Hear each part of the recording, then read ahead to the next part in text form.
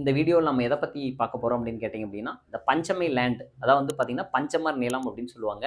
இது எப்போ இந்த பஞ்சமர் நிலம் அப்படின்றது குடுக்கப்பட்டது? இது யாருக்கு அப்படின்றத இந்த வீடியோவில் வந்து பார்க்கலாம். சரிங்களா? ஸோ 1891ல நமக்கு வந்து பார்த்தீங்கன்னா, செங்கல்பட்டு மாவட்ட ஆட்சியராக இருந்த திரு மெக்கன்ட்ரி அவர்கள் தாழ்த்தப்பட்டவர்களை பத்தி ஒரு ரிப்போர்ட் வந்து சப்மிட் பண்ணி பிரிட்டிஷ் கவர்மெண்ட்ட குடுக்குறாரு. அவர் ஏன் இந்த ரிப்போர்ட்ட சப்மிட் பண்ணணும் அப்படின்ற கொஸ்டின் ரைஸ் ஆகுது.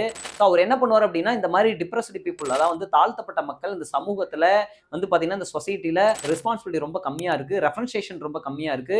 இந்த சமூகத்துல ரொம்ப பின்தங்கிய நிலைமையில இருக்காங்க. அவங்களுக்கு நாம வந்து பார்த்தீங்க அப்படின்னா, லேண்ட வந்து குடுக்கலாம். நிலங்கள் குடுக்கலாம். அந்த நிலங்கள அவங்க வந்து பயன்படுத்தி அதன் மூலியமா வரக்கூடிய இன்கம்ம நமக்கு வந்து டாக்ஸா பே பண்ணுவாங்க அப்படின்ற ஐடியாலஜ திரு மெக்கன்ட்ரே வந்து பிரிட்டிஷ் கவர்மெண்ட் சொல்றாங்க.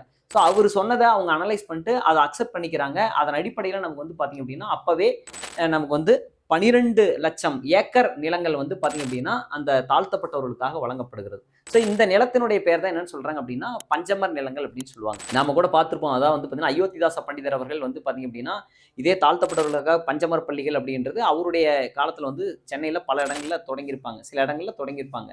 ஸோ அவங்கள பஞ்சமர்னு சொல்லக்கூடாது, ஆதிர திராவிடர் அப்படின்னு சொல்லி அலைங்க அப்படின்னு சொல்லியிருப்பாங்க.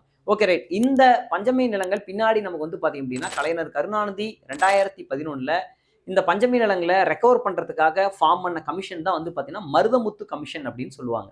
சரிங்களா? நன்றி, வணக்கம்.